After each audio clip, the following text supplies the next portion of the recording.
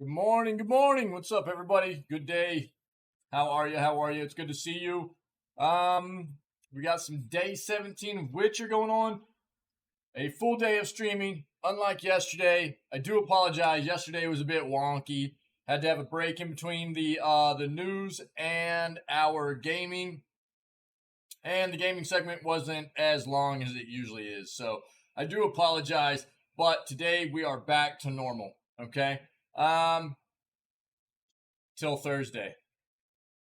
I got some more stuff going on Thursday, but it'll kind of be similar to yesterday, where we get the news done, then I have to take the stream down for just a little bit, but then I'll be back up just a little bit later. But we'll get the rest of the day. On Thursday will be stream. I won't have to cut it short or anything for the rest of the day, so it'll be better than it was yesterday, anyways. So, it's good to see you. Thanks for being here. Let's go ahead and do what we do. Let's hop into this video gaming news segment and see what we can find that's new and interesting to stay informed on what's going on within this industry that we love so much. Cool? Let's hop in here. Hope everybody's day is going well. Let's get it.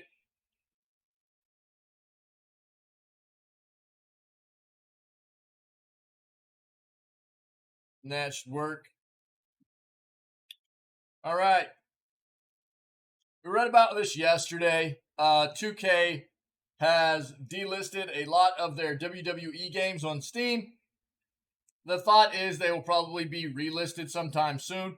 They didn't necessarily tell anybody what the specific reason was why the games had been delisted.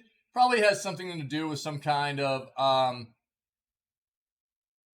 copyright issue that needs to be sorted out, something along those lines before they get relisted. Katari, what's up, my friend? How are you, buddy? But we read about that yesterday, so I'm not going to dive into that. Near Automata player stumbles onto a secret that's remained hidden for 5 years. You know, we see this kind of stuff a lot, and it's really, really cool, actually. I mean, we talked about this yesterday with our buddy Thibaut when we were playing The Witcher 3. Apparently, there's been a kind of Easter egg hidden type thing in The Witcher 3 that just recently came to light through the community. And it's been 7 years since that game was released. So this type of stuff happens occasionally, and it's pretty neat. It's pretty neat that so many people, gamers, love these particular titles, and they spend so much time in them. Yet, I mean, we're talking half a decade before somebody actually stumbles upon these kinds of hidden Easter eggs, hidden bits of information. So let's see what somebody found here in Near Automata.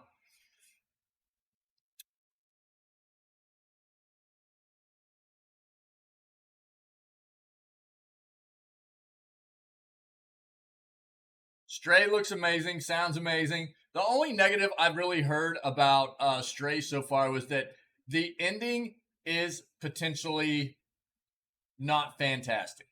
That is the only negative that I've heard from anybody so far, is that the ending is maybe not stellar. And I think that is potentially something that going to be subjective, and each respective individual that plays the game is going to have a different opinion on that particular part of the game. And so far, as popular as the game is, and as long as it's been out at this point, I think there's been enough time for a lot of people to play through it, and I haven't really seen anything on the news yet. So of it having a widespread notoriety of the ending being particularly awful. So I think it might just be one of those things where some people might not enjoy it, some people are going to enjoy it. It's just going to be a one of those kinds of things. God of War Ragnarok is getting a 240-page art book with developer interviews. Cool. Almost every future Riot Games title will be competitive. Huh. Okay.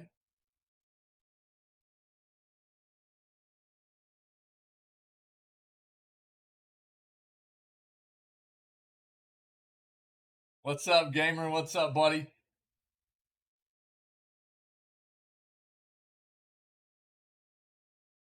The Golem video game won't be launching with Amazon's. I'm guessing their new Lord of the Rings series. I'm guessing that's what this means. Let's take a look and see.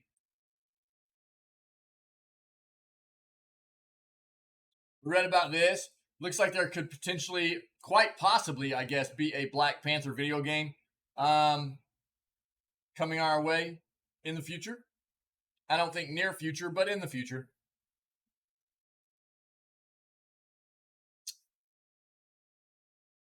Unique Raspberry Pi gaming rig uses complex shapes and LCD screens. We're going to look at this real quick. I was going to say quite often, occasionally we'll bring up the fact of what a nice, cool, little, pretty decently powered device the Raspberry Pi is, and a very, very good entry point for anybody interested in working their way into learning more about building computers and working with technology. So we'll pull this up.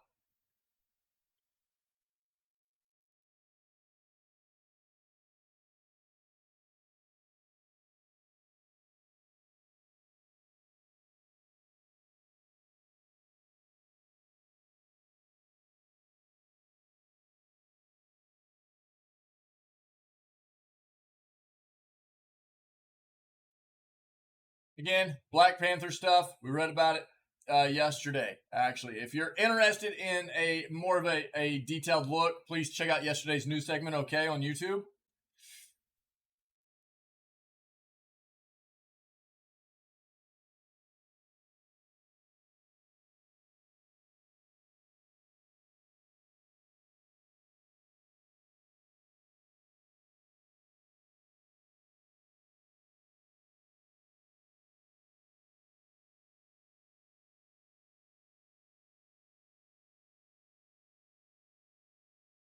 Funko and Tintin Games AAA platformer announced. Looks like it's going to be some type of platform fighter. Let's pull that up and see what's going on there.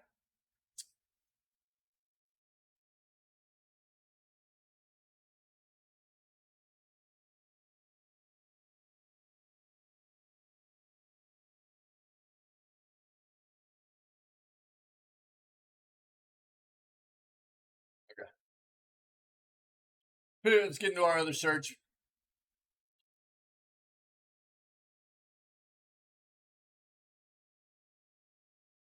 Yep, more Black Panther. It's kind of all over the place now after yesterday.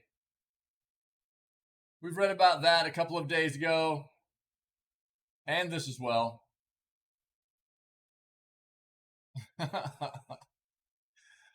I'm not diving into that, dude.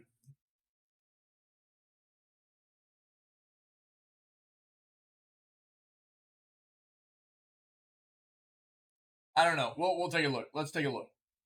This is the thing I want people to understand. There are obviously, and if you've been a community member here for very long, you understand that there are some developers slash publishers within the gaming industry that I am not very fond of, right?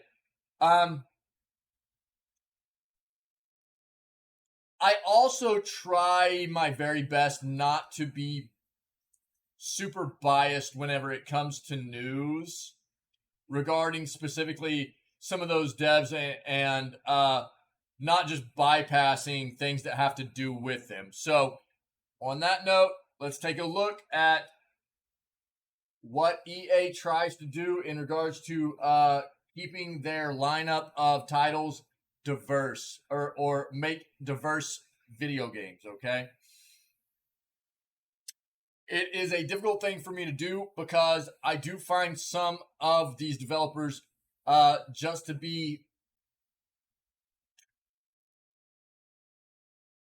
involved in a lot of the things in the industry that seem to be at the core of what's wrong with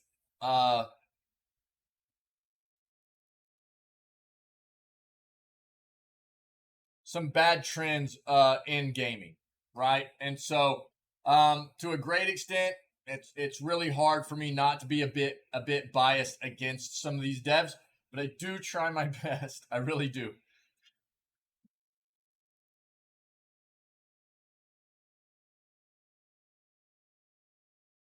This is Outer Wilds. I'm not going to dive into this article. We've actually read a similar article to this before about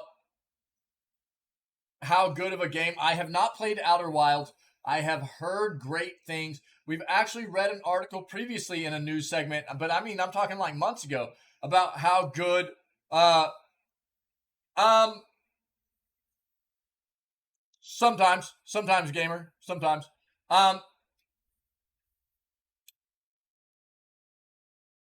About how good of a game this is, and that people should be trying it out if they get a chance.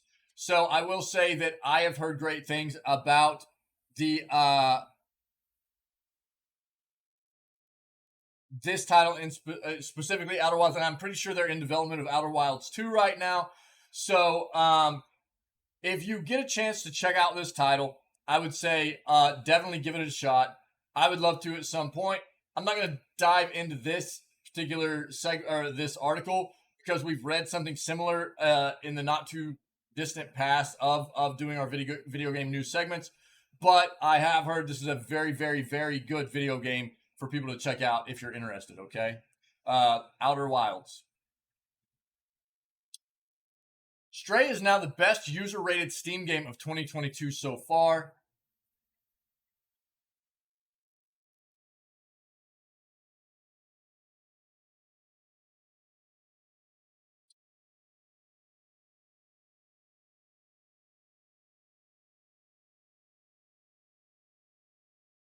We read about this yesterday. Roller Champions will soon be canceled. It's it was only out for a few months, I think. And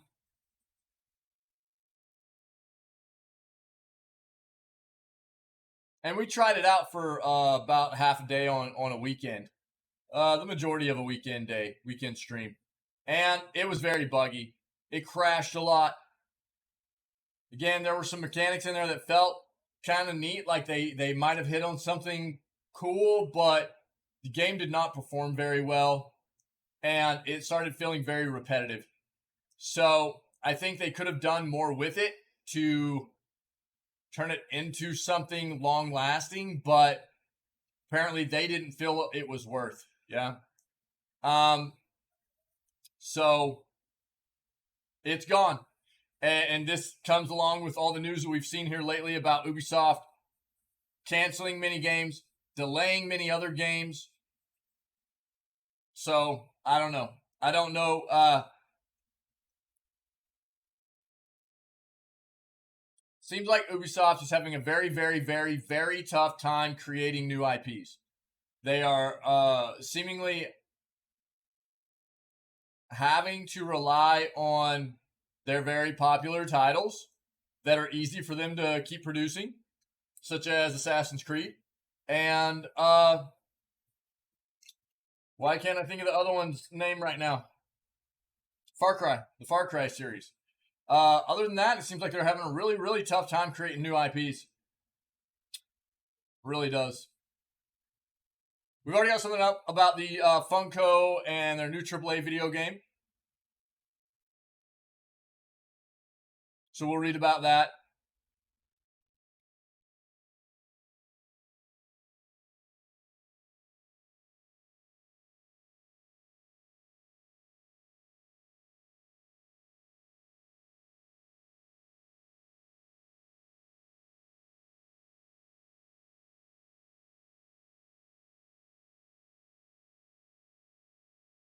Hackers targeting online gamers and taking something to access financial information.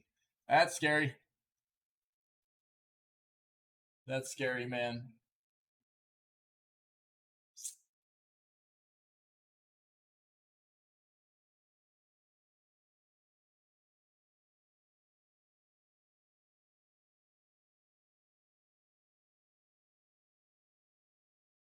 Popular Nintendo 3DS game is reportedly getting a new Switch remaster. Let's see what's going on there. Yeah, this is talking about Stray. So we've got an article up about this already. Stray is now the best reviewed game of 2022 on Steam.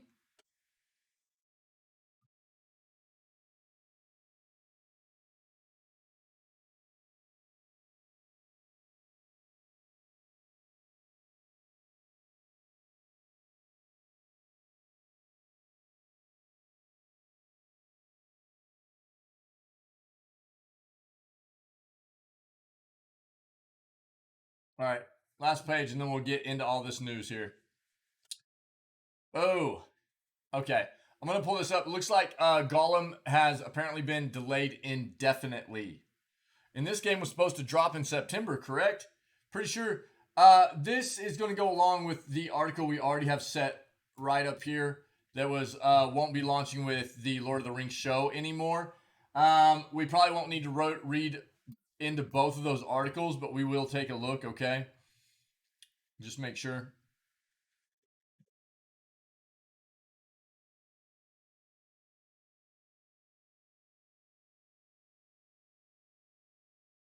Tamara, how are you, my friend? Good morning, good morning.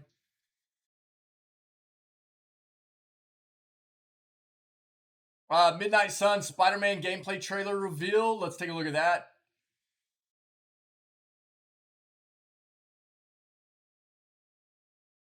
We talked about the WWE games that got delisted from Steam yesterday. I think that they will probably be back up very soon. It's basically all of their games besides the newer games.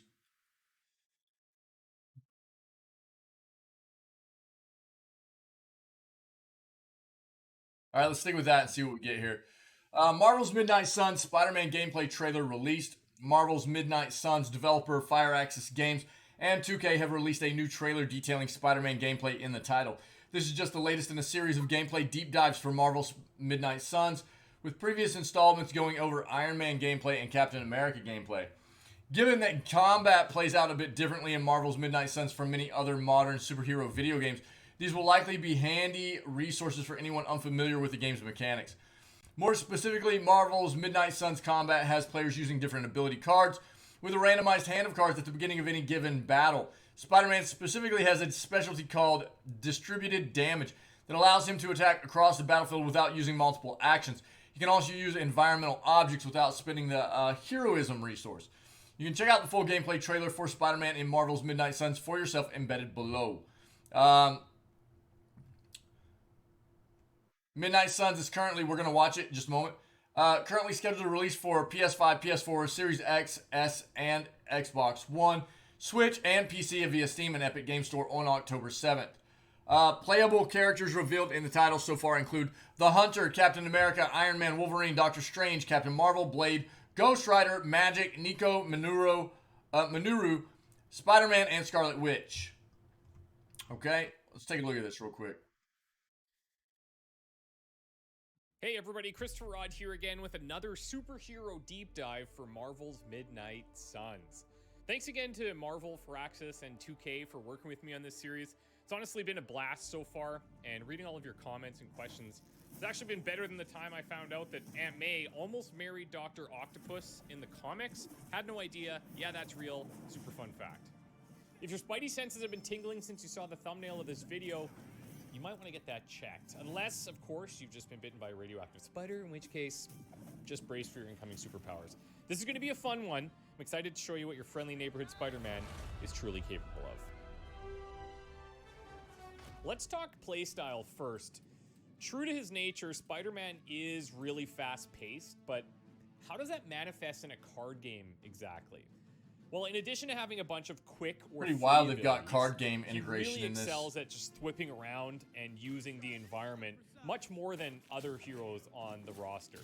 In addition to generally doing more environmental damage than the other heroes, he has some great tools to boost his ability to do a lot more with less. So the first card I want to bring to your attention is called Opportunist. It's important to understand that in Marvel's Midnight Suns, The heroism that you're building up isn't just consumed by playing heroic cards, it's also used by your squad to interact with the environment.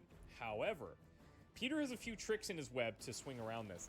After playing Opportunist, Spider-Man can use 2 environmental attacks without using any heroism at all, and then he's also granted 2 extra moves on the turn to set up his positioning correctly. On upgrade, Opportunist will boost the amount of damage dealt via these environmental attacks, and one of the late game mods you could run into would even draw the most recent attack card you played. I can't think of many skill cards available to Peter that you'd want to replace Opportunist with. Let's just see some of this action, dude. I don't want to take up the entire... At his core, he's great at dealing with minions and finishing off weakened enemies, but what if we need more damage? Looked like what we were skipping there was just some like dialogue stuff with some of the other characters and everything. So Webslinger's not only a free card play, but it grants Strengthen, giving Peter a more powerful punch. I will link this in chat, so if you want to take an extended look at the trailer and everything, okay? It's like 6 minutes long. The card will be able to be replayed multiple times during combat. Just wanted to get a bit of a sneak peek here at what we're looking at. Heroic cards, Web Throw, actually accomplishes quite a few things with only 1 card play. Not only are you going to get a forceful knockback, sending people twice as far and dealing twice the amount of impact damage as a regular knockback would, but you'll also be able to cast it in any direction regardless of where Spidey is standing. We're not done yet though, because enemies near the initial targeting point will also take damage, making this a pseudo AoE attack that's having an impact on multiple parts of the combat arena. Now, if you invest in upgrading Web Throw, you'll double its damage, and one of the potential late game mods could see this applying marked as well. It was once said that with great power comes great responsibility. And there is some debate as to how that was said. I'll leave that up to you guys. I wonder how squishy he is. They said this in reference to Spider-Man's Midnight Sun's heroic ability. It's called Infernal Spider. I would assume that he's probably one of the squishier characters. He's got more life than Iron Man does. But when it is, right here. Game over Hydra. Infernal Spider sees Peter taken to the air, taking his true form, and when he lands, the next 3 Spider-Man cards played become free and won't use up any card plays. When upgraded, you'll also draw an extra Spider-Man card, making Infernal Spider viable in a lot more scenarios. And a potential late-game mod brings back a familiar mechanic from our previous showcase, Redraw, which in this instance adds block to our Spider friend. To web things up nicely here, Spider-Man will best fit into squads that have other ways of dealing damage to tankier enemies, but his basic abilities that chain, use the environment, take advantage of quick and free card plays, gives him a ton of utility. He's even got some battlefield control going on with his super awesome whip ability. Thanks for tuning in, everyone. If you're new here, please consider subscribing to both the Marvel's Midnight Suns channel and my personal channel, which will include a ton of Midnight Suns content, including a full playthrough as soon as I'm able to. The game looks good, though. It looks pretty good. Also telling me that you should check out the description for links to all things Midnight Suns, and hit the bell to be notified for every future upload if you can. Thanks again to Marvel and 2K for partnering with. Okay. Yeah, it looks pretty neat. Well, that's a little bit of the Spider-Man gameplay there for Midnight Suns, all right. As long as I don't have any issues uploading that to the news segment, it will be part of it. Otherwise, it might have had to have been taken out there. But I'll do everything I can to include that gameplay stuff. Oh man, I'm going to throw that in chat. Hold on. Let's open that. Here. If you guys wanted to watch the entire thing, here you go. It's in chat right now. Take a look. Looks cool, man. Looks cool. I didn't even know they were including it's like a card-based style combat stuff. Card game, card-based integration mechanics in games are widely, popular through games nowadays. So I'm not surprised by any means, but I just didn't know they were incorporating that. So. Near Automata player stumbles onto a secret that remained hidden for 5 years. Members of the game's community thought the discoverer was playing a joke at first, and they supplied video evidence. It seems Near Automata's final secret wasn't so final after all. A user on Reddit by the name of Sadfutigo seems to have stumbled onto a sizable hidden area in the existential Android action game.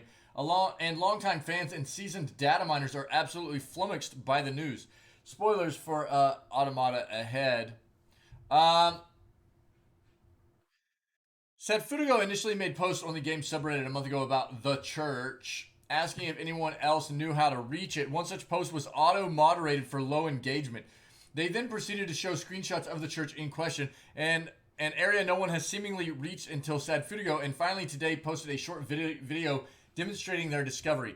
Sad Fudigo's footage comes from close to the end of the game, with Automata's third hidden protagonist, A2, fighting in the copied city, a surreal whitewashed area from earlier in the game. A2 begins the clip engaged in battle with some standard enemies who spawn in the area after its initial story appearance. Approaching a nondescript wall, A2 gets an interact prompt. Sad Fudigo told us they initially thought it was an item drop, but activating it caused a doorway to open in the wall. Good, Samara. Good. I'm glad, my friend. Hello there. Hello, here is the video for the clip I recorded on my PS4 that I put on my USB of the door for the church hallway I uploaded for the Discord server. I got a space error because I recorded too long, I think. On the other side is a precipitous drop that leads to a twisting funhouse hallway. The video cuts off before A2 reaches the side of Sad Fudigo's earlier screenshots. With no one else having discovered the area, it remains unclear how the hallway transitions into a church interior, as well as if there's anything else down there, which means plenty of Redditors are skeptical of the footage. But it's highly unlikely this was added to the game through a mod. Automa's community has yet to achieve the capacity to introduce significant map changes to the game. A commenter on Sad Fudigo's video, That Will Roar, put it succinctly. One person solo building a generational leap in near modding in secret just for a prank versus Taro Yoko having even more obscure secrets. Indeed, it would be an equally momentous event if this was a hoax, given the currently known limits to modding the game. This surprise discovery has also been made by an unlikely protagonist. Sad Fudigo seems to have been playing the game casually in tandem with a friend, and that friend's inability to access the secret area is what led them to seek answers from the subreddit. Professional data miner Lance McDonald, who has made previous discoveries in Near PT, and most notably the Soul series, expressed his shock at the development on Twitter.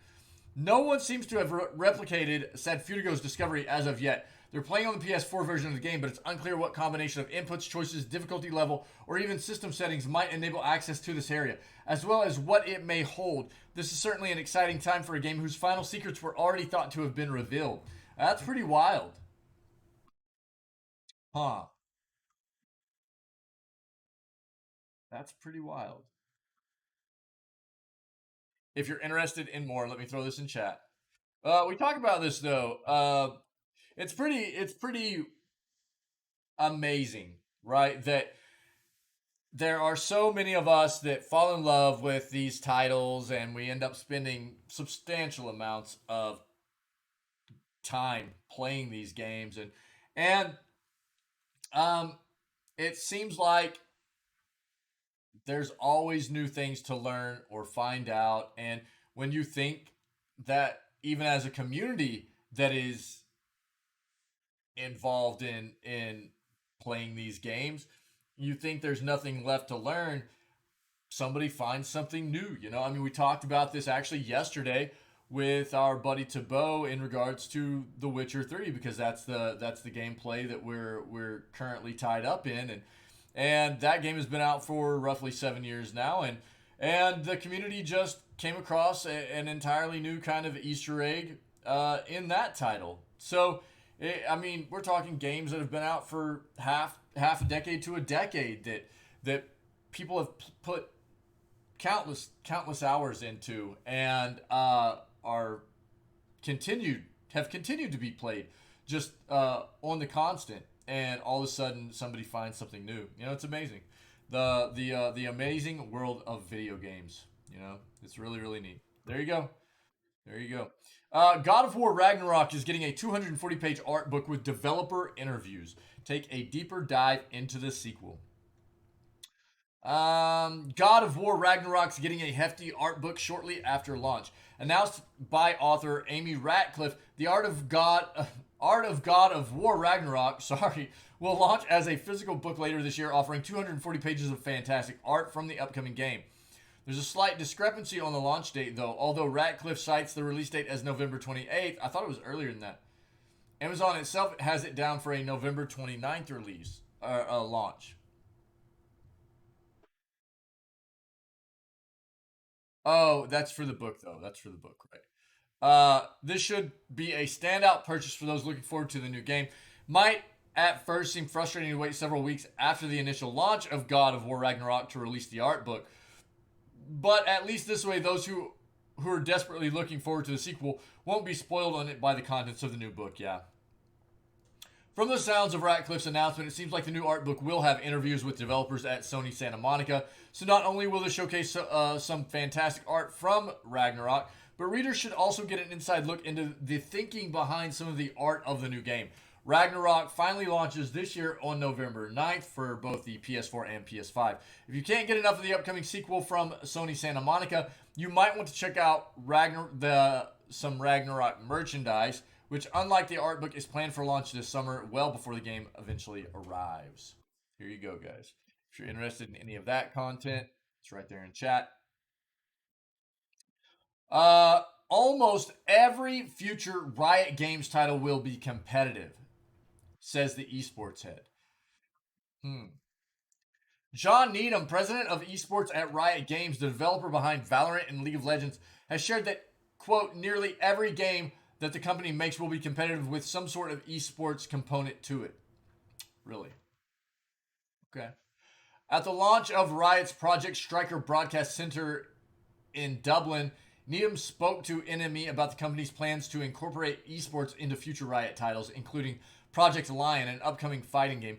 If you look at Riot's games, almost all of our games are competitive games, with varying levels of whether they be good sports or not, said Needham.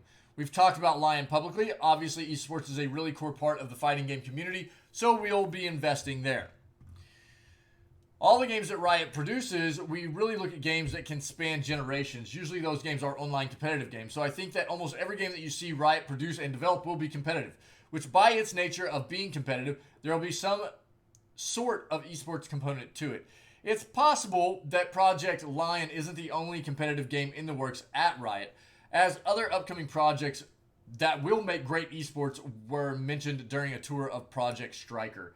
Besides esports, Needham also shared the Project Striker will be used to support the rest of Riot's entertainment division, which includes the company's 2021 Netflix series Arcane, which is amazing in my opinion, by the way. If you have not checked out Arcane and you have a Netflix subscription, I highly recommend checking it out. It's really good. I can't wait for the next season. And a long list of musical projects that has attracted talent, including Denzel Curry, Pusha T, Madison Beer, and Imagine Dragons. When you look at this facility, it's not exclusive to esports content, shared Needham. We can produce live music events and live entertainment experiences as well. We're very much looking at how we can leverage this kind of infrastructure to reach this ambition of being a new kind of entertainment company. Needham added that Riot is actively working on plans to explore Project Striker's non-esports side. We will be helping the entertainment division and all their ambitions for music and other entertainment content, produce events, do broadcasts. We have all the expertise to really help them in that. We'll be very much involved in that. There are some plans we haven't really talked about yet. Earlier in the month, Porter Robinson spoke to NME about working with Riot to create everything goes on for League of Legends. In other gaming news, stray modders have been turning their own cats into stars of the game. That's actually really, really neat. That's cool. There you go, guys. Cool. All right, here we go. Unfortunately, another video game delay. We were looking forward to this one, but again, if it needs to be delayed, please delay it. We would rather a game be delayed, come out nice and polished and feel good rather than get hyped up, be released, and us feel like we got duped and wasted our money on something that shouldn't have been released, right? The Golem video game won't be launching with Amazon's Lord of the Rings show anymore. The Lord of the Rings Golem, a video game where you play as the titular jewelry fan, has been delayed from its September 1st release date. According to a statement posted on Twitter by the game's developers, Daedalic Entertainment, it'll be releasing a few months later with the exact date coming soon. Game delays are exceedingly common these days, but this does make it so that the Golem game won't be launching alongside Amazon's Prime Video show. The Rings of Power, which is premiering on September 2nd. While the show is set long before Smeagol ever got his hands on the ring, it's easy to imagine the game getting a bit of a boost if it came out a day before a blockbuster show from the same franchise. For sure. Still, it's important to give developers, QA, and everybody else involved the time they need to do their jobs rather than hitting a specific release date. Absolutely. If Daedalic times it right, it may even be able to release the game right around when the show is ending.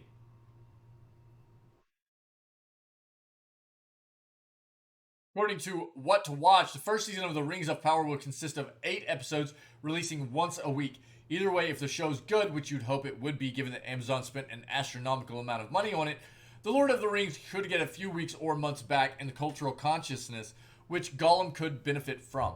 The game is slated to come out for the PS4, PS5, PC, Xbox One, and Series SX, and Nintendo Switch. Originally, the Switch version was going to come out a few months after the others. Daedalic didn't immediately reply to The Verge's question about whether the Switch version would be able to launch alongside the others because of the delay, or if it would still be releasing a few months later. Yeah, we've been keeping up with the Golem as development has kind of moved along here. It looks really interesting. I think that it is a neat take to spin into a video game series for you to play as Golem, to see Golem's point of view through everything that goes on. Because I haven't read the books. I know everybody's gonna hate on me for that, but everything that I do know about the books is that there is a lot of the text that actually covers what Smeagol goes through, while the rest of the characters in the book are dealing with their own stories and stuff. And I think it's neat that they took a stance at trying to cover more about what Smeagol's story is, right? Yeah, Mamzel. Yeah. Rings of Power looks so good. Yeah, I really hope it is. I really hope it is. I do. So here's more about that article. Mamzel, how are you this morning, my friend? So again, this is what we just read about. So I'm not going to dive into this one as well. I just pulled it up just in case. But there you go. So Smeagol has been delayed. But as long as they hit their next kind of time frame for release, like, just kind of like that article said, they should be able to get Smeagol or Golem, Lord of the Rings Golem, out around the same time that the show is kind of finishing up. So it could still synergize well for them, right? People are going to be like, oh, we wish we had more. Let's dive into that universe with the game, so it could still work to their benefit. Again, we talk about this quite often. I think people have probably, hey, it's random mode time, guys. Try to get you a free sub in there. ! Rando mode. Get it? We talk about it a lot. We would much rather a game get delayed and feel good when it comes out rather than feel duped, right? I've also talked a lot here lately about some developers, Ubisoft, that are concerning me with the amount of delays that are consistently happening with singular titles of theirs. Where it like Black Flag, it was, delayed 6 times within a 4-year period, and now it's, they're whenever a developer is continually having to delay, there's something. It seems like there's something wrong, but at the end of the day, and ultimately, just don't release something that isn't ready for release. Don't make us feel duped. It's caused way too many issues, and we don't want to feel like we got scammed. As the consumer, as video lovers of video games. Unique Raspberry Pi gaming rig uses complex shapes and circular LCD screens. The Raspberry Pi is a device. If you're not familiar, it is a very, very small, very powerful for how small it is. Basically, computer is what it is. It's a microcomputer. And it is a very easy way to get people into being more comfortable and familiar with technology and computers in general. I've promoted people, if you're not comfortable but you want to get more knowledgeable on computers, technology, things like that, to start with a Raspberry Pi because of what it is and the ease of access of building different types of devices with it. And so here you go. Here's something that has been created with the Raspberry Pi. Okay, this is what it looks like. The Raspberry Pi has no shortage of retro gaming builds. Note that. There are some amazing, very, very easy retro console builds you can do with Raspberry Pis. One of the most fun aspects is housing your build in the right case. In this project created by maker and woodworker MW33212, the Pi is housed inside a beautiful handcrafted wooden case complete with 2 round LCD panels for displays. MW explains that the project was constructed out of 10mm thick walnut, maple, and Indian rosewood. The shape is known as J83, one of the Johnson solids, which are essentially a series of convex polyhedrons, and is described as a tri-diminished,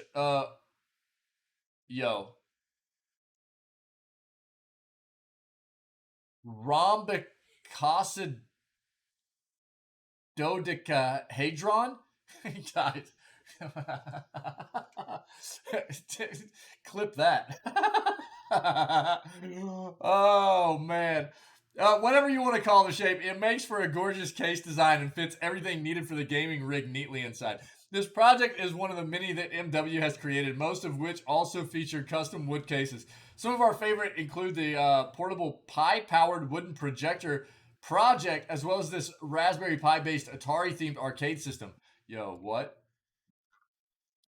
Oh, that's really cool. Yeah, see? Check that noise out.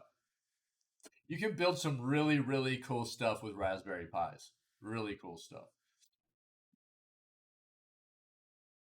In this case, MW is using a Raspberry Pi 4, which is the most, I think at this point, the most modern version of the Raspberry Pi, to run the retro gaming platform, which seems to be capable of emulating the Nintendo 64. Easily swap the Pi 4 out for something like a 3B Plus or even a Zero, depending on what you have on hand or prefer. In addition to the Pi, it also features 4 speakers for audio output, multiple monitor driver boards, a couple of fans for cooling, and most notably 2 3.4-inch circular LCD panels with a resolution of 800 by 800 pixels.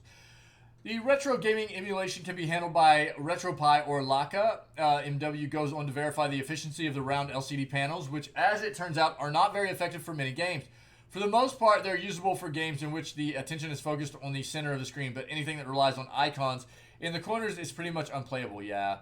If you want to make a Raspberry Pi project like this for yourself or get a better idea of how this one goes together, check out the original thread shared to Reddit for an in-depth look at its build process. This is one of the things that is really neat about people.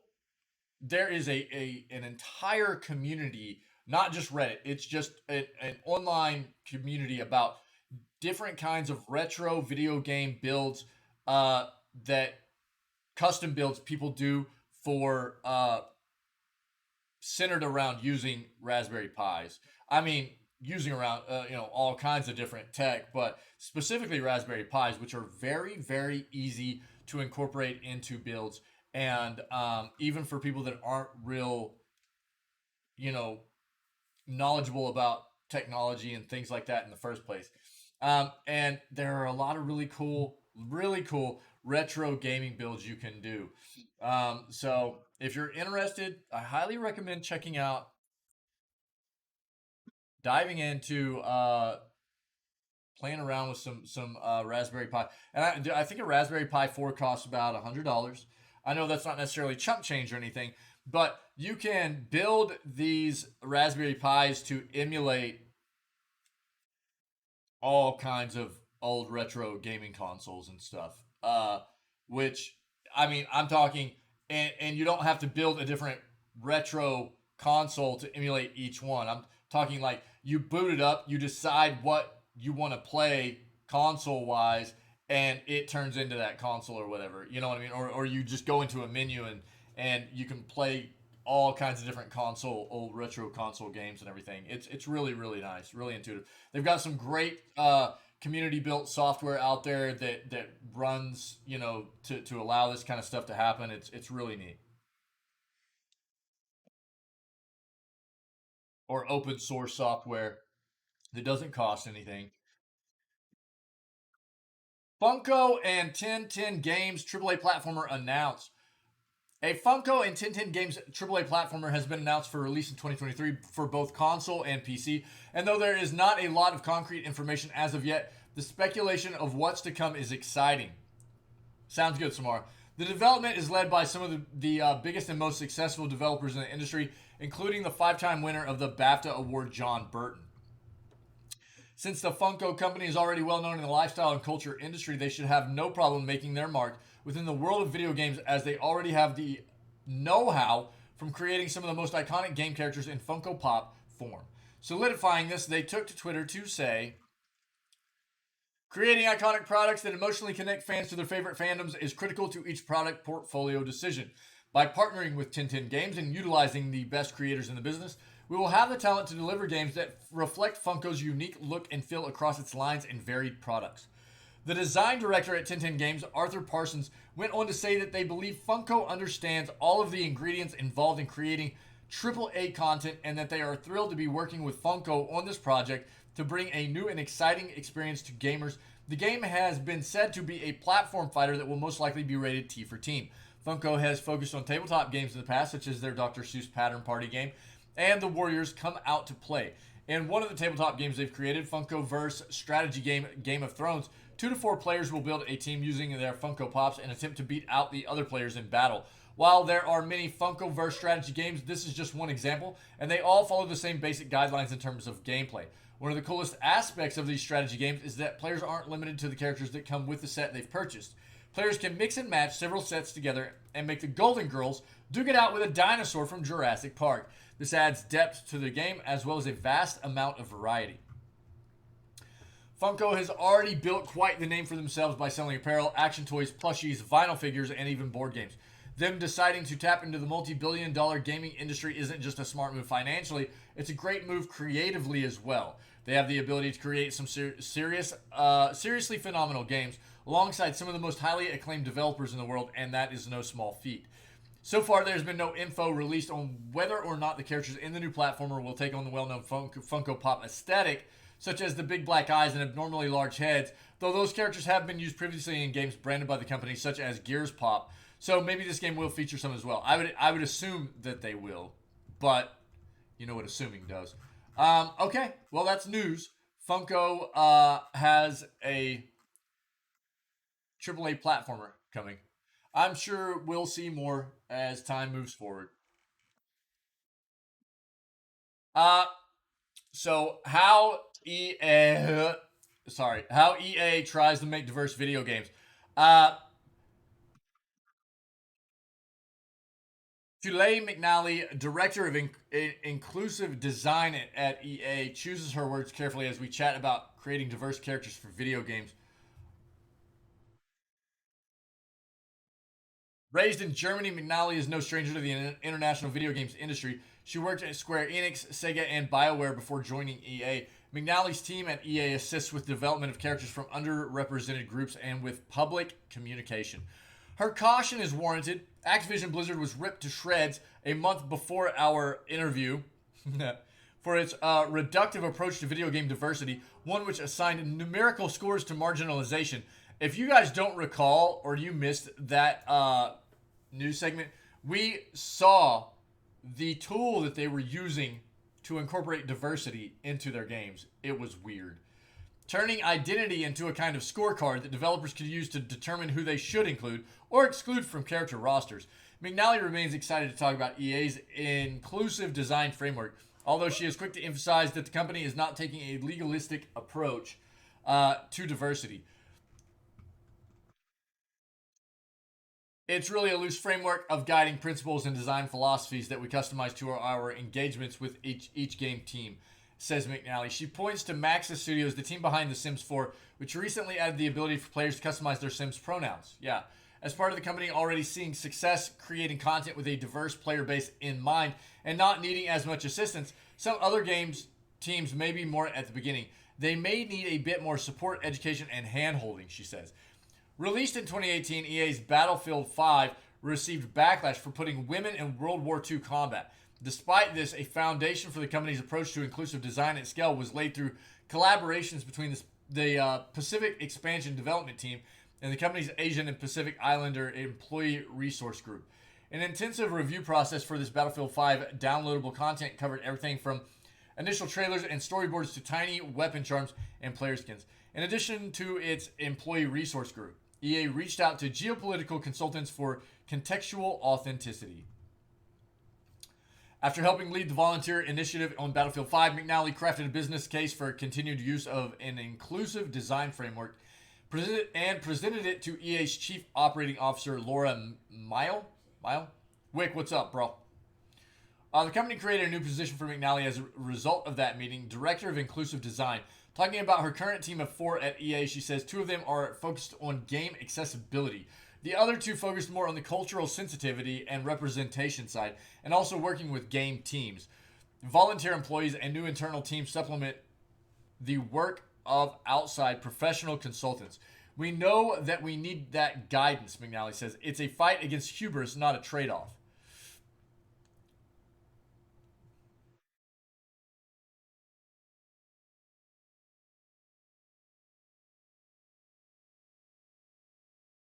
Although some conservative consumers might react negatively to the prospect of inclusive character design, the case for approaching video game storytelling from multiple perspectives is not only concerning with equity, inclusivity is also good for business. One goal of the inclusive design framework at EA is to spark discussions with developers throughout a game's creation. It doesn't make financial sense to wait till later stages of development to start asking questions that could require time and resource-intensive fixes. For McNally, involvement with a game's creation is just the start. Developers could spend years perfecting a project only to have everything go up in flames if the marketing team bungles a rollout. When Battlefield 2042 added its first non-binary character, Sundance, McNally's team assisted in the announcement, she says. I really appreciate that the producers and the community manager reached out and said, we want to make sure we have a proper communication plan in place when we are revealing the character. Members of the community team were trained on how to respond to anticipated questions on social media.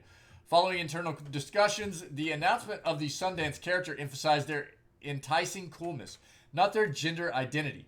McNally hopes this approach avoids alienating marginalized people and making characters with diverse backgrounds feel normal to players. What really matters is that we have a strong character design and a meaningful story to tell to make it authentic, cool, and accepted, she says.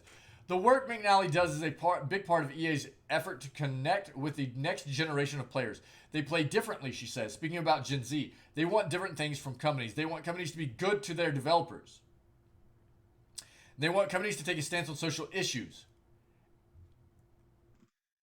McNally also sees connecting with video game companies around the world as critical. I think there are opportunities to do more research in different regions and different languages. According to McNally, it requires more than training programs and workshops for a AAA developer to create successful video games featuring a wide range of authentic characters. Businesses need to dedicate resources and hire a diverse workforce to achieve meaningful impact. Right now, McNally's focus is on the future and letting developers learn from their mistakes. She says, without safe spaces where we can learn, where we can fail and learn from it to improve, none of the practices and processes are really going to make a difference. That's actually a really great quote. That is one of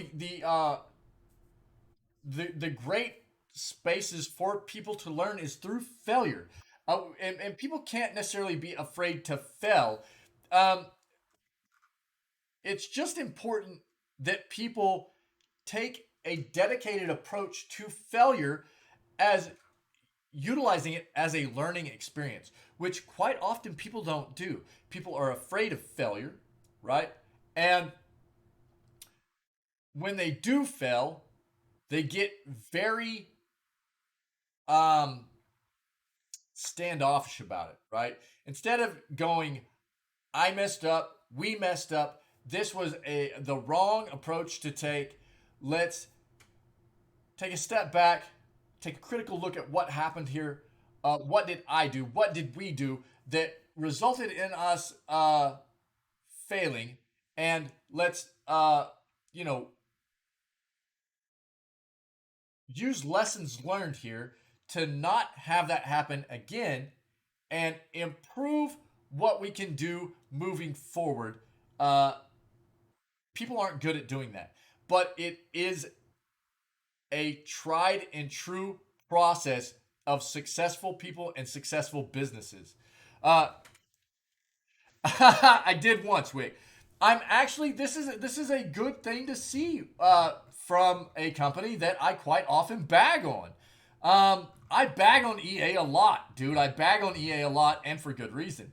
But and what I was really trying to get across to people, there are definitely developers slash publishers within the video gaming industry that I am not fond of, and you guys know that. Anybody that has been here for very long understands there are specific developers and publishers within the industry that I am pretty disgusted with, right? But I try my very best to not be biased when it comes to our news articles, and if I come across something that feels pertinent to the news section, I bring it up, right? I want to bring it up and not just bypass it because I try not to be biased, right? That's the gist of it. It's just ultimately, usually when we come across articles that have to do with a company like EA, they're usually negative because of how much crap they have,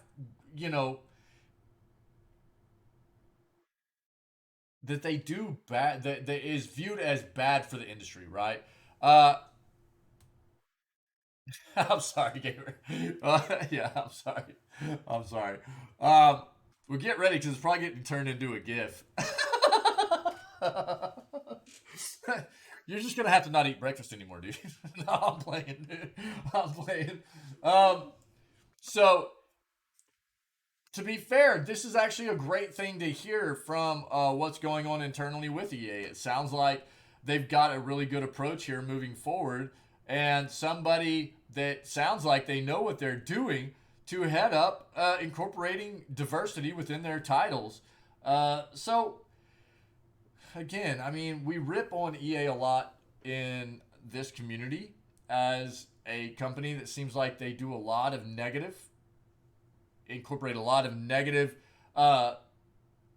trends for what gaming is moving forward, and they are a very large, very what's the word I'm looking for? They have a lot of influence, right? They have a lot of influence in the industry because of how big they are. That's why a lot of devs go to EA for their publishing as well, right? So to have a good article come up and show that they're doing something that seems positive, and look, that's what this community is about, inclusivity as well, right? I mean, being inclusive, allowing people to be who they want to be people, allow people to be who they are, and not be judged for that, as long as you're good people. That's what it's about. As long as you are a ethically, morally good person, be who you are, and for them to be inclusive with the development of their games and the characters within it moving forward and everything like that. I think that's amazing. So it's good to see an article come out about EA and some of the maybe positive things that they're doing for their titles moving forward. It's just a rarity, I think, that we come across something that is an article regarding this developer slash publisher, and it's a good article. It's a positive article. Yeah. Stray is now the best user rated Steam game of 2022 so far. Hey gamer, do you have that reflex? Do you have that reflex? I know other people, or I don't necessarily know, but I've seen other people in the world that have that reflex. Whenever they hear or see somebody else gag, they do it themselves. They can't help it. It's pretty wild, dude. Do you have that? Is that the deal? Stray is now the best user-rated Steam game of 2022 so far. Steam 250 assigns Steam games a score determined by whether players give them a positive or negative review, combined with how many players reviewed them. Stray's score is currently 8.61 based on 42, creeping up on 43,000 votes, of which 98% are positive, making it top of the list of all games released in 2022 to date. As spotted by Skill Up. This pushes down God of War to second with its score of 8.56 based on 53,000 votes, of which 97% are positive. That's actually crazy. That's amazing. That's amazing. Despite the impressive achievement, Stray still has a long way to go before it's top of Steam 250's all-time chart, where it currently sits at number 49. Top game of all time is Portal 2, which has a rating of 8.83. Followed by Terraria, Stardew Valley, Hades, and People Playground. eFootball 2022, which was previously the lowest user-rated game of all time according to Steam 250, has managed to escape its enviable position following a series of updates that improved the game. It's now only the 10th worst user-rated game ever, behind the likes of Goddess, Roller Coaster Tycoon World, Flat Out 3, and the new bottom entry, War of Three Kingdoms. I got you. I figured. I was just kind of messing around, dude. Stray smashed Annapurna's record for concurrent Steam players when it was released earlier this month, hitting a peak of over 62,000 players. VGC's Stray review called it one of Annapurna's best released to date. Concludes, Stray is a masterclass in environmental design with one of the most engrossingly detailed game worlds we've explored. Like its protagonist, it's a little on the short side, but what's here will stay with you for a long time. Essential. We're going to have to play Stray. We're going to have to. All right, gamer, take it easy, buddy. Have a good day. All right, here we go, man. Game over. Hackers targeting online gamers and taking over accounts to access financial information. Online chats act as one gateway for attacks against children. This is just another one of those situations where it's very important for parents, guardians, what have you, to have oversight of what children are accessing and being involved in online environments, right? Video games offer users the opportunity to escape from reality and enter a virtual world where nearly anything is possible. From mobile to console to desktop, the multi-platform options are plentiful for more than 215 million Americans playing video games, according to Entertainment Software Association and industry lobbying group. It's not just children picking up controllers. That same ESA report showing that while 71% of kids are under 18 are gamers, nearly 2/3 of all video game players are adults. The $60 billion gaming industry has increasingly come under attack from hackers. In a 2020 report, cybersecurity company Akamai tracked more than 246 million web attacks against the gaming industry, often through mobile or web-based games. Those numbers indicate an increase of 340% from 2019. Cybersecurity expert Alex Nete, a CEO of Hive Systems, said that the direct cost to consumers is often difficult to identify. Not a lot of information about all of this, and more importantly, how much it's costing consumers at the end of the day. Losing control. Chris Stevens began gaming as a child and hasn't stopped. It grew up in the age of where online gaming and computer gaming was just coming about, Stevens said. 36-year-old Stevens said his first game was Super Mario Bros. On the original Nintendo. Stevens' taste evolved along with video game technology. Now the 8-bit world of Mario is gone, and he's... maybe for him. And he's a regular on the streaming gaming platform Twitch. It's definitely gotten a lot more complex, Stevens said. He uses video games to connect with gamers across the country, but those game systems opened him up to something he said he'd never expected to happen while playing games, getting hacked.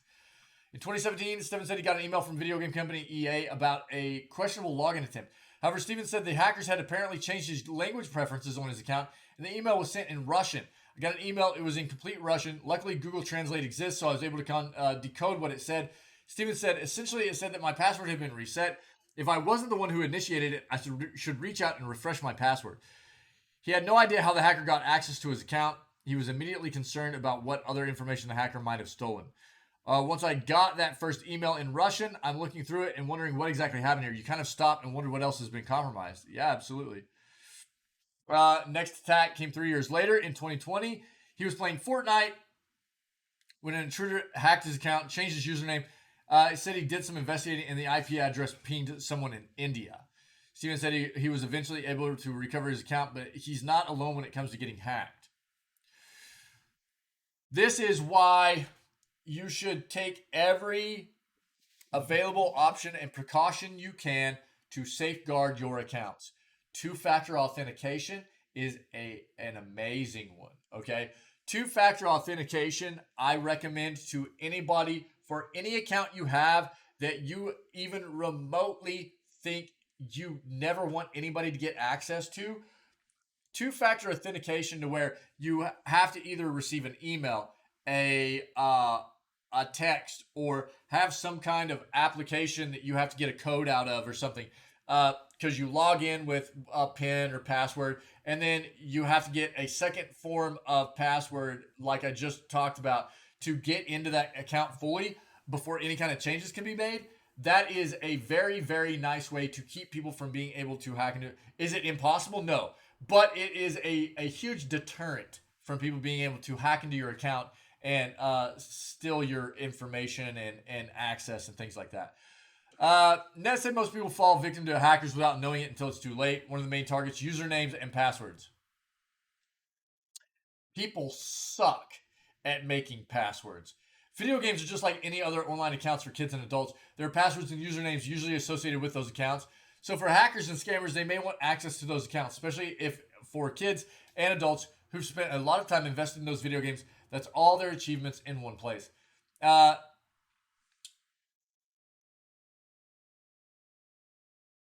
Akamai's State of the Internet reported highlighted credential stuffing as a popular tactic used by hackers. Credential stuffing starts with a hacked account. Once that victim's username and password is compromised, it's then potentially sold on the black market because players often use recycled or easily guessed usernames and passwords. Hackers could gain access to multiple accounts with those same credentials. It is actually insane how awful people are at coming up with passwords. In 2018, the BBC reported that hackers admitted to selling player accounts for as little as 25, is that pounds? Which is the equivalent of 30 US dollars. Ned said not only are video game accounts worth a lot of money because of in-game purchases and software, the accounts are often linked to credit cards. Yes. For those hackers and scammers that make kids and adults alike a really great target for them, whether you're on a PC or a console like a PlayStation or an Xbox, you're at the same amount of risk. Another popular method of access for hackers is in-game chat features, especially when it comes to targeting children. Games will offer methods to communicate via text, chat, or mics while playing online. He said anyone could be on the other end of that conversation. For kids and adults alike, be aware of who you're talking to. Understand and expect they might be chatting about and keeping an eye out for those links that might look malicious or dangerous. It goes along with, especially young people are very gullible. They are not quite aware of what, chips and ice cream and beef jerky. I want beef jerky. They're easily manipulated. Younger audiences are easily manipulated. And it's just because they are not necessarily educated or experienced enough to understand when somebody might be trying to take advantage of them. And unfortunately, there are a lot of people in the world that will take advantage of people, whether it be children or adults that just don't know any better. Are you judging right now, Wick? No judgment, dude. And who knows? Maybe Samara has been up for like 6 hours already. And look, there's the vitamin water. It cancels everything out. It cancels out the chips, and ice cream, and the beef jerky. Vitamin water, it's neutral. Everything's neutral now, okay? But it could be lunchtime. Samara has potentially been up for 6 to 8 hours at this point, and it's lunchtime. And who's to say that chips, ice cream, and beef jerky is not a fantastic lunch? Not me. I'll pound it for breakfast too. Okay, so let's just get real here. Quit judging people. Wick, stop it. You just focus on driving that lifted Prius, dude, to work. All right. So there's a lot to take into consideration here, and this is a good article. I'm not going to read the rest of it because it's fairly long. We need to get moving on to our gaming stuff here. Getting involved. TLDR, look, this is what I was saying before. It is very, very much about staying involved, having oversight, and knowing what children are being involved in online, especially. And as adults, being educated about how to safeguard yourself, your accounts, your information, your financial stuff to prevent yourself from being caught in this kind of situation. What I will tell everybody is, you're very welcome, Samara. Hey, man, don't discriminate here at all. You know what I mean? Whether it be food, anything else, okay? I had a piece of white chocolate raspberry cake. Wait, where's mine at, dude? Where's mine at, though? I'll let you guys read the rest of it. Basically, what this comes down to is whether you have young people in your lives that you are a young person yourself, you have young people in your lives that you're responsible for, or you are an adult yourself. Educate yourself or the people you care for to the greatest extent possible to try and ensure that they don't end up in a situation where your accounts, your information, your finances are at risk for being used by other people, right? And quite often, like they said in this article, finances are tied to accounts. Now, this is something that I will advise to everybody, okay? You attacked me! I did not! You were judging. And I said, stop. Devea, what's up, my friend? How are you? Yo, there it is. There it is. There's that yo emote. I love that emote. I like that emote more and more the more I see it. I wasn't sure how I felt about it at first, but I love that more and more. Thanks for using that. So here's the deal. My advice is do not store. We all use online payment systems and almost everybody nowadays, right? I mean, currency is more and more and more and more ingrained in a digital form nowadays, right? So we pay bills, we manage our finances online, things like that. My advice to everybody: use two-factor authentication on all your accounts. Almost any place that you can have an account nowadays allows you to set up two-factor authentication. Do it. Set it up. Oh, nice, Devea. Awesome. Awesome. Yeah, it's good to see you guys. At the same time, do not allow these sites, obviously, unless it's like your banking website or whatever, do not allow these sites to store your financial information. If you can keep from it, when it comes up and you're paying a bill online or whatever, and it says, would you like to store this information for future use or whatever? Say no. Because ultimately, that information is only going to be as secure as that company is maintaining it. And you can never be sure that it is actually not going to be able to be accessed by anybody for malicious reasons. So, to the greatest, and while it might be, yo, Soldier, what's up, buddy? While it might be an inconvenience for you to have to input that information every single month to pay a bill or what have you,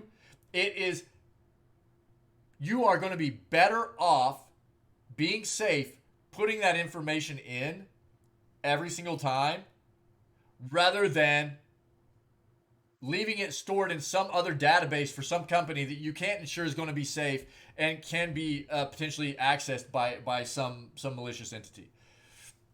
You say yes every time. That is my advice, okay? That is my advice. So take it or leave it, but as a way to keep yourself, your accounts, your finances as safe as possible.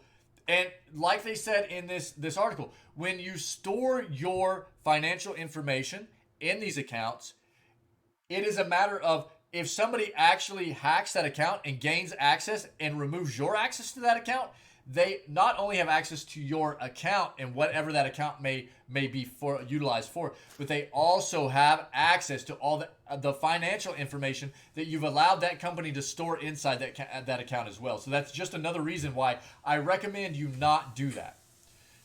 Yeah, well, I had cake and you didn't. That's pretty rude, man. It's pretty rude. Now you guys are making me hungry. You're making me hungry, especially that beef jerky, dude. I haven't had any beef jerky in a while, Samara. I need beef jerky, but look, I'm gonna. This is a really good article. Okay, very good article. Tabo, what's up, buddy? And I highly recommend everybody just read this, take a look at it. It's got some good information in there for keeping yourself, your loved ones, young people in your lives, whoever that may be, whether it be your own children, maybe some just younger family members, whatever, keep them safe and are ever increasingly more ingrained, virtual lives, as it were, right? So, that's I'll shut up now. I just want you guys to be safe. That's it. If you have never had any kind of identity theft, an account stolen, some kind of financial, a piece of somebody get your like credit card information or something like that and be trying to rack up charges on your card and have to deal with that kind of that kind of situation and get it resolved, it feels terrible. It is not fun. You feel absolutely violated, and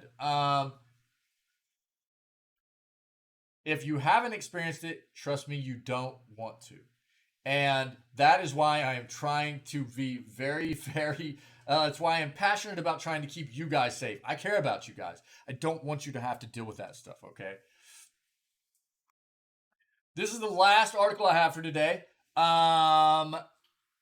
So if anybody has anything else that they want to bring to the table as far as video gaming news,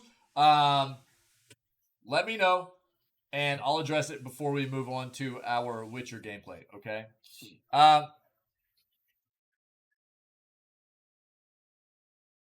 Yeah, Tabo, a lot of banks are good about that nowadays. Yep. I love mine as well. They've gotten much better as we continually move on through the digital age of banking and stuff. Yep. Tabo, yeah, I mean, look, that's the way I handle my own life, and I care about you guys, and I just want everybody. All I can do is give recommendations, and it's really up to anybody else to really take that advice for what it's worth and really implement it into their lives. But it does feel bad. It does feel bad to have to deal with anything like that, and I don't want anybody to have to deal with that. So up to you guys. All I can do is throw that kind of advice and info out there and hope you guys take it to heart a little bit. Yeah. A new report has claimed that a popular first-party game that released on the Nintendo 3DS all the way back in 2012 will be getting remastered for the Switch in the coming year. Ever since the Switch launched back in 2017, we've seen a number of different titles remastered for the console. In a general sense, most of these remasters or ports were associated with games from the Wii U, given that these titles that came to the Switch predecessor never sold very well. And while we might still see some more Wii U ports in the future, sounds like Nintendo is now looking to also bring back a fan favorite game from the 3DS era. According to a video game insider that goes by the name Zippo, a remaster of Kid Icarus Uprising is currently in the works for the Switch. For those unaware, Uprising is the most recent entry in the Kid Icarus series since the franchise first began back in 1986. As mentioned, the game was released over 10 years ago, though, which means that Kid Icarus as a whole hasn't been seen or heard from in quite some time. This report from Zippo claims that the new Switch version of Kid Icarus Uprising is being developed by Bandai Namco and will launch at an undetermined window. Thank you. In 2023. The game is also said to be getting a much more accessible control scheme for Switch, which isn't a surprise given that many of the controls in the original game were tied to the 3DS and its touchscreen. For the most part, Kid Icarus Uprising was incredibly well received when it launched on 3DS. The game boasts an 83 out of 100 on Metacritic, with title's fan score hitting higher at 8.7 out of 10. In short, those who played the game liked it quite a bit. The only downside about Uprising is that it never sold all that well, which likely led to Nintendo deciding to put the Kid Icarus series back on ice after its release. However, with the Switch now having such a massive install base, perhaps Nintendo believes that the game can find a new audience if it were to remaster the title for current-gen hardware. Yeah, I mean, I think they're probably testing the waters here. One thing to keep in mind is this is a 10-year-old game, right? That they are porting from the 3DS to the Switch. So I wouldn't expect like a current-gen game or anything. So hopefully people still enjoy it. But to say that people are going to be like this, excited about it, I think is probably not realistic. Because they're taking a 10-year-old game, porting it over to the Switch, and hopefully people will still enjoy it quite a bit. But to think that people are going to go, it's amazing, it's a decade old. But hopefully it's a good port. That's what I've got, guys. We get anything else?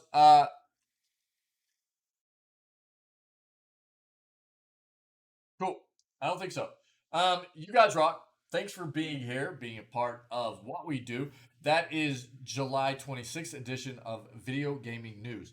If you're enjoying the content and you're watching this on YouTube, then consider hitting that like and subscribe button and leave me a comment so we can have some discussion regarding some of these topics that we went over today, okay? Also, see what you can do about coming and hanging out with all of us here in the channel on Twitch when we go live and do these video gaming news segments at 6 a.m. CST every single day, okay?